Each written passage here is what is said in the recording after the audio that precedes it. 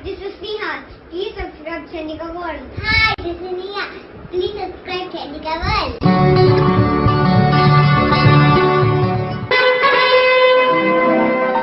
చెప్పరాని తెలివి ఉందని ఇప్పుడే రుజువైంది.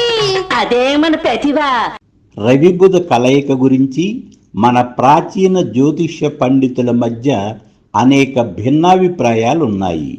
ప్రతిభ, సహజ స్వీయ స్వభావం, అనుభవాల ఆధారంగా ప్రాచీన మరియు ఆధునిక జ్యోతిష్కులు ఎవరు ఎక్కడ ఎప్పుడు ఎలాంటి విశ్లేషణలు చేసినప్పటికీ ఆక్షేపించకుండా, నెత్తిన పెట్టుకోకుండా, అలాగని తోసిపారేయకుండా వినదగునెవ్వరు చెప్పినా అనే సుమతి శతక వచనం ప్రకారం అన్నింటినీ స్వీకరించాలి. అటు పిమ్మట స్వీయ పరిశీలన, విచక్షణ, ఇంగిత జ్ఞానాలను మేళవించి పాల నుండి నీటిని వేరు చేసిన విధంగా నికర సానుకూల ఏకాభిప్రాయ అంశాలను స్వీకరిస్తూ ముందుకు సాగటం విద్యుతకు సంకేతం.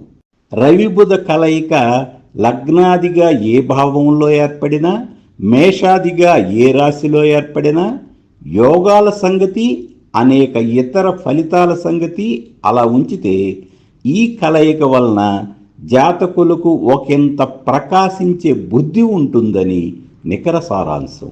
దీన్ని సాధారణ పరిభాషలో చెప్పరానంత తెలివి అంటారు. మరింత విడమరిచి చెప్పాలంటే వేగవంతంగా మెదడులో మెరుపులా మెరిసే సమంజసమైన, సవ్యమైన ఆలోచన అని చెప్పాలి. తన చుట్టూ ఉన్నవారి కంటే ముందు చూపు కలిగి ఉండటం ఈ జాతకుల ప్రత్యేకత. ఇప్పటికే రవి బుధ కారకత్వాల గురించి అనేక వీడియోలలో చెప్పటం జరిగింది. అందువలన రవి బుధుల గురించి విడివిడిగా సంపూర్ణంగా తెలుసుకోదలిచిన వారు మన ఛానల్లో సూర్యదృష్టి మరియు బుధ దృష్టి అనే వీడియోలు చూడవచ్చును. డిస్క్రిప్షన్లో వీటి తాలూకు లింకులు ఇవ్వటం జరిగింది. ఈ వీడియోలో రవి బుధ కలయిక గురించి మాత్రం వివరంగా చెబుతాను. రవి గ్రహరాజు, స్వయం ప్రకాశకుడు, ప్రధానంగా ఆత్మకారకుడు. బుధుడు యువరాజు, మేధావి, ప్రధానంగా బుద్ధికి కారకుడు. ఈ భూమి మీద మానవ జాతి మనుగడకు రవి బుధులే ప్రధాన కారక గ్రహాలు. ఎందుకంటే భూమి మీద నివసించే సర్వప్రాణులకు జీవనాధారం సూర్యుడే. లోతుగా తెలుసుకోవాలనుకుంటే సూర్యదృష్టి వీడియో చూడండి. ఇక ఇతర జీవులకు మనిషికి గల ఒకే ఒక వ్యత్యాసం మనిషి బుద్ధిజీవి కావటమే. అందుకే జంతువుల కంటే, పశుపక్షాదుల కంటే మనిషి తన మేధస్సును ఉపయోగించి సుఖసౌఖ్యాలతో భూమి మీద ఉన్నతంగా జీవించగలుగుతున్నాడు. జ్యోతిష శాస్త్ర వచనం ప్రకారం రవికి అతి సమీపంగా 28 డిగ్రీలకు మించని దూరంలో సంచరించే గ్రహం బుధుడు. ఈ కారణంగా బుధుడు రవికి ఇరువైపులా గల రాశుల్లో మరియు రవి ఉన్న రాశిలో సంచరించును. అంటే రవి బుధ కలయిక అనేక మంది జాతక చక్రాలలో వారి వారి జన్మించిన మాసములను బట్టి వివిధ రాశులలో, వారి వారి జన్మలగ్నములను బట్టి వివిధ భావములలో ఉంటుందని నిర్ద్వందంగా తేలిపోయింది. మనం ఎవ్వరి జాతక చక్రం పరిశీలించవలసిన అవసరం లేకుండా, పెద్దగా పరిశోధనతో పని లేకుండా, కేవలం ఇంగిత జ్ఞానంతో ఒక సాధారణ విషయం లోకంలో మనం గమనించవచ్చును. మరీ బుద్ధిమాంద్యం ఉన్నవారిని అలా ఉంచితే ఈ భూమి మీద నివసించే అందరికీ తెలివి ఉంది. మెదడు పనిచేయకపోతే ఇంట్లో నుండి బయటికి వెళ్ళిన వ్యక్తి మరలా ఇంటికి కూడా తిరిగి రాలేడు. అంతే. ఇంకా మాట్లాడితే తన రోజువారీ పనులు కూడా చేసుకోలేడు. సగటు బుధకారకత్వాలు అందరిలో ఉన్నాయని చెప్పటమే ఇక్కడ నా ఉద్దేశం. ఇప్పుడు రవి బుధ కలయిక గురించి అనేక విషయాలు మాట్లాడుకుందాము. జాతకంలో రవి బుధ కలయిక ఉంటే బుధాదిత్య యోగం అని ప్రచారంలో ఉన్న ఒక జ్యోతిష అంశం. ఆదిత్యుడంటే సూర్యుడని మీకు తెలుసు. ఇది ఒక గొప్ప శుభయోగంగా బహుళ ప్రచారంలో ఉంది. అధికారం, పదవి, గుర్తింపు, గౌరవ మర్యాదలు రవికారకత్వాలు. తెలివి, ఉపాయం, లౌక్యం, సమయస్ఫూర్తి బుధకారకత్వాలు. బుధాదిత్య యోగం జాతకంలో ఉంటే జాతకులు ధన సంపదలు, ఉన్నత ఉద్యోగం, సన్మాన గౌరవ సత్కారాలు పొందగలరని జ్యోతిష శాస్త్ర వచనం. అయితే ఈ యోగం రవి బుధుల కలయిక మేషం, మిథునం, సింహం, కన్యా రాశుల్లో ఉంటే బుధాదిత్య యోగం అని చెబుతున్నారు. ఈ రాశులు రవి బుధులకు స్వక్షేత్ర ఉచ్చ రాశులని మీరు గమనించాలి. రవికి మేషం ఉచ్చ, సింహం స్వక్షేత్రం. అదేవిధంగా బుధునికి మిథునం స్వక్షేత్రం, కన్య ఉచ్చ రాశి. అంతేకాకుండా రవి బుధ కలయిక కేంద్ర కోణాలలో కూడా బుధాదిత్య యోగంగా భావించాలని జ్యోతిష్య వచనం. ఇక్కడ మనం అర్థం చేసుకోవలసింది ఏమంటే, రవి బుధ కలయిక అనేక మంది జాతక చక్రాలలో ఉండే అవకాశం ఉందని ముందుగానే చెప్పుకున్నాం. మేష, మిథున, సింహ, కన్యా రాశుల్లో ఈ కలయిక ఉన్నవారు ఎక్కువగానే ఉంటారు.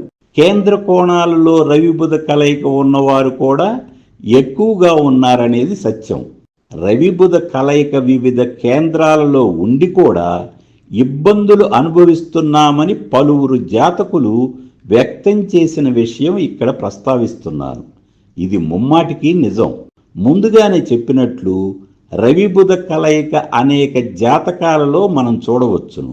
బుధాదిత్య శుభయోగానికి చెప్పబడిన స్థాయిలో మన సమాజంలో అంత విరివిగా లేరనేది నిర్వివాదాంశం. ఈ ఉదాహరణ జాతక చక్రం పరిశీలించండి. దశమ కేంద్రంలో రవి బుధ కలయిక. ఇది మేషరాశి. రవికి ఉచ్చస్థానం, బుధాదిత్య యోగం. కానీ లగ్నంలో కుజరాహువులు, పైగా నీచకుజుడు.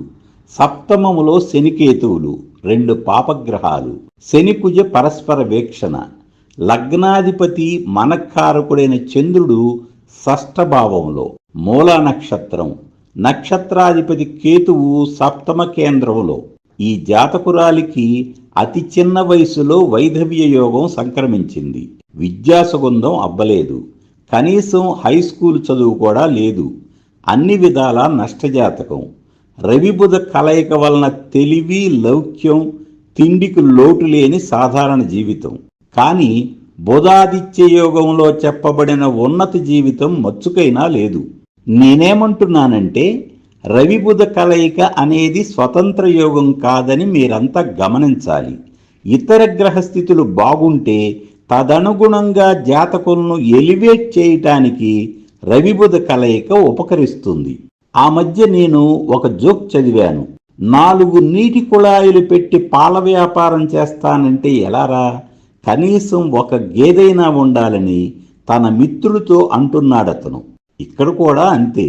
జాతక చక్రంలో కేంద్ర కోణాధిపతులలో ఏ ఒక్క గ్రహమైనా బలంగా ఉండాలి. ఒకవేళ ఈ రవి బుధులకు వచ్చిన ఆధిపత్యములు శుభప్రదమైన ఎడల రవి బుధులు తమ ఆధిపత్యాలతో మరియు కారకత్వాలతో ద్విపాత్రాభినయం చేసి జాతకులను రాజయోగ జాతకులుగా మార్చివేయగలరు. దీనికి ఉదాహరణగా ఈ రాజయోగ జాతకం 1 పరిశీలించండి. ధనస్సు లగ్నం. లగ్నాధిపతి లగ్న కేంద్రంలో. రవి బుధ కలయిక దశమ భావమైన కన్యా రాశిలో స్థితి.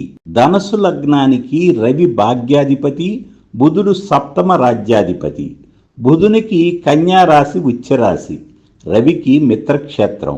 పైగా భాగ్య రాజ్యాధిపతుల కలయిక, కేంద్ర కోణాధిపతుల కలయిక అత్యంత రాజయోగం. ఇది నిశ్చయంగా శుభయోగం. ఈ జాతకుడు 100 కోట్లకు అధిపతి. రాజకీయ వ్యాపార రంగాలలో ప్రముఖుడు. సాంఘిక హోదా, ప్రజలలో పలుకుబడి, గౌరవ మర్యాదలు పుష్కలంగా ఉన్నవాడు. రవికి అతి దగ్గరలో కేవలం 3 డిగ్రీల దూరంలో బుధుని స్థితి. బుధునికి అస్తంగత్వ దోషం లేదని ఒక జ్యోతిష సూత్రం. అది ఇక్కడ రుజువు అవుతూనే ఉంది. రవి 5.56 డిగ్రీల మీద, బుధుడు 8.02 డిగ్రీల మీద స్థితి నుండి ఉన్నారు. మీరు గమనించవచ్చును. భాగ్య రాజ్యాధిపతుల హోదాలో తమ సహజ కారకత్వాలు ప్రజ్వరిల్లటం వలన ఈ జాతకుడు తాను ఉన్న నియోజకవర్గంలో మంచి గుర్తింపును పొంది ప్రకాశిస్తున్నాడు. ఇప్పుడు రాజయోగ జాతకం 2 పరిశీలించండి. వృషభ లగ్నం, దశమ భావమైన కుంభరాశిలో రవిబుధుల కలయిక, భాగ్యభావంలో శనిగురు కలయిక. ఈ జాతకునికి తెలుగు రాష్ట్రాలలో 1000 ఎకరాల భూమి ఉంది. 1000 కోట్లకు అధిపతి. ఇదంతా స్వార్జితమే. రవి 28 డిగ్రీల మీద ఉంటే బుధుడు 2 డిగ్రీల మీద స్థితి నుండి ఉన్నాడు. రవికి దూరంగా ఉన్నప్పటికీ, వెనక భాగాలలో ఉన్నప్పటికీ ఈ జాతకునికి గల అపారమైన తెలివితేటలు అనన్య సామాన్యం. వృషభ లగ్నానికి రవి చతుర్థాధిపతిగా శుభుడు, ధన పంచమాధిపతిగా బుధుడు శుభుడు. కేంద్ర కోణాధిపతుల కలయిక దశమ కేంద్రంలో రాజయోగం. ఇక్కడ కూడా అంటే రవి బుధులు చతుర్థ పంచమాధిపతుల హోదాలో తమ సహజ కారకత్వాలు ప్రజ్వరిల్లి రాష్ట్రంలోనే అత్యధిక భూసంపదలో ఉన్నాడు.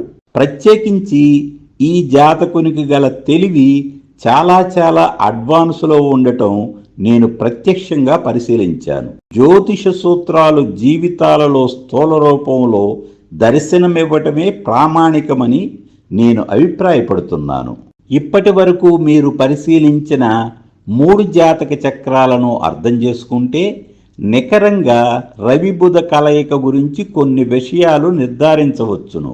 నష్టజాతకంలో ఇతర గ్రహ స్థితిగతులు యోగ్యంగా లేనందున రాజ్యభావంలో రవి బుధుల కలయిక వలన ఈ జాతకురాలకు ఒరిగిందేమీ లేదు. అంటే బుధాదిత్య శుభయోగం అని గొప్పగా చెప్పేందుకు ఏమీ లేదు. అందం, విద్య, ఉద్యోగం, హోదా, గౌరవం, పరపతి ఏమీ లేని, కనీసం వైవాహిక జీవితం కూడా లేని ఒక అతి సాధారణ జీవితం.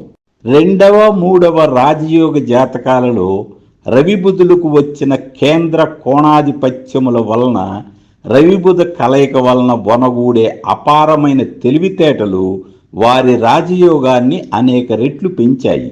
అంటే కేవలం రవిబుధ కలయిక వలన ఇతరుల కంటే తెలివితేటలు ఎక్కువ ఉంటాయని మాత్రమే చెప్పగలము.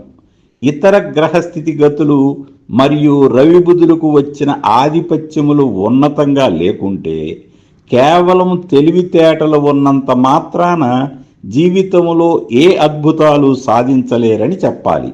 మరొక విషయం అస్తంగత్వం. బుధునికి అస్తంగత్వ దోషం లేదని విశ్వసించవచ్చును. అయితే రవికి 14 డిగ్రీల దూరంలో రుజుగతిలో ఉన్న బుధుడు మరియు 12 డిగ్రీల దూరంలో వక్రీ బుధుడు అస్తంగత్వం చెందుతాడని జ్యోతిష సూత్రం. అందువల్లనే భిన్నాభిప్రాయాలున్న మన ప్రాచీన జ్యోతిష్య పండితుల గురించి మొదటి వాక్యంగా ప్రస్తావించాను. అయినప్పటికీ బుధుడు నీచపడిన మేనములో రవికి సమీపంగా ఉన్న ఎడల ఎంతో కొంత దోష ప్రభావం ఉంటుందని, బుధకారకత్వాలకు ఆటంకం ఏర్పడుతుందని చెప్పాలి. ఉదాహరణకు కన్యా లగ్నమునకు 7వ భావమైన మేనములో రవిబుధుల కలయిక శుభప్రదం కాదనే చెప్పాలి. ఇట్టి రవిబుధులపై అష్టమాధిపతి కుజుని దృష్టి ఉన్నా లేదా కుజుడు కూడా 7ంలో ఉన్న ఎడల కేవలం మాట భంగపడి వైవాహిక జీవితం విచ్ఛిన్నం కావచ్చును. ఇప్పుడు తక్కువ డిగ్రీల మీద రవి బుధుల స్థితి విషయం పరిశీలిద్దాము. రవి తక్కువ డిగ్రీలలో ఉండి బుధుడు ఎగువ డిగ్రీల మీద ఉన్న సందర్భాలలో జాతకునికి సంఘంలో హై ప్రొఫైల్ ఉంటుందనేది వాస్తవం. అంటే బుధుని యొక్క తెలివి, లౌక్యం, సమయస్ఫూర్తి రవి చేత మరింతగా ప్రకాశింపబడతాయి.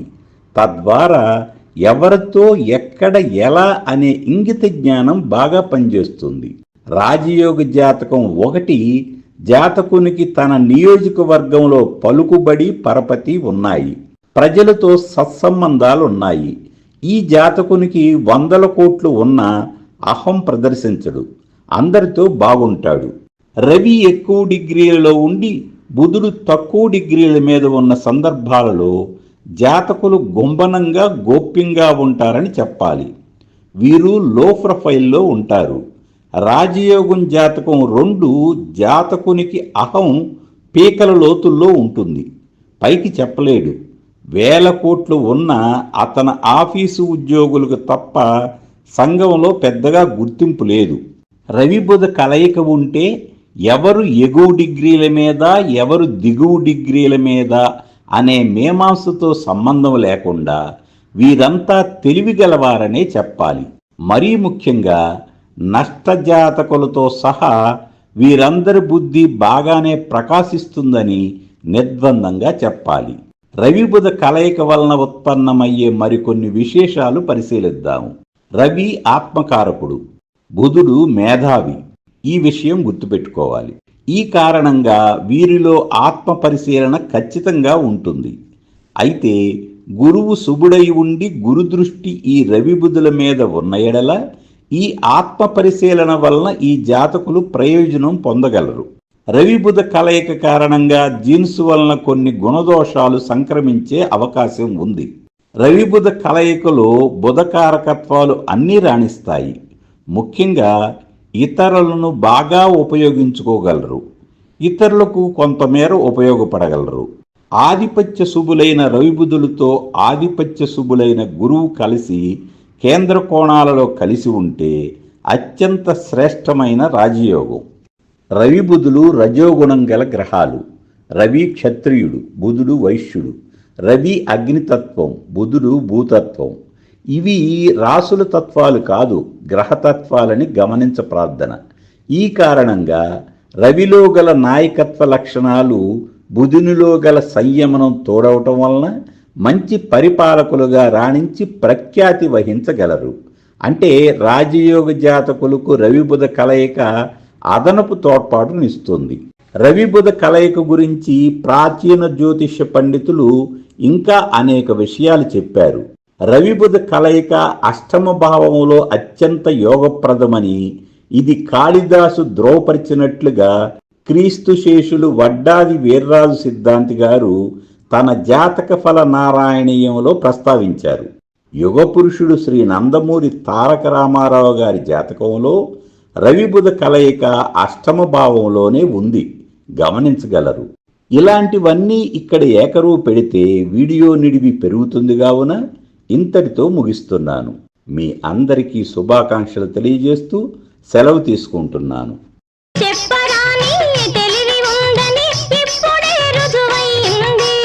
అదే మన ప్రతిభ.